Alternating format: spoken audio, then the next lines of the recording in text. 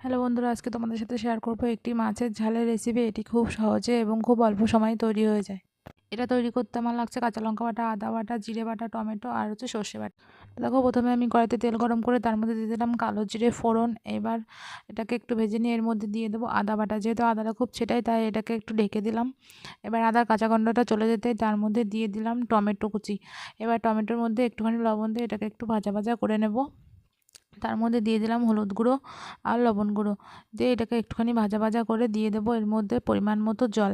খুব বেশি জল দেবো না, যেহেতু অল্প মাছ দিয়ে রান্না করবো। আর এই যে মাছগুলো আগে ঝোলটা একটু ফুটে উঠতে তার মধ্যে দিয়ে দেবো লঙ্কা বাটা, আর তারপর দিয়ে মাছগুলো ছেড়ে দিলাম। তো তারপর একটুখানি ফুটে গেলে তার মধ্যে দিয়ে দেবো জিরে বাটা।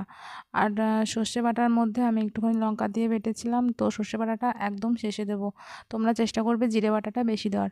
তো লাস্টে একদম সর্ষে বাটা দিয়ে আমি নামিয়ে নিলাম। তো রেসিপিটা কেমন লাগলো তোমরা অবশ্যই আমাকে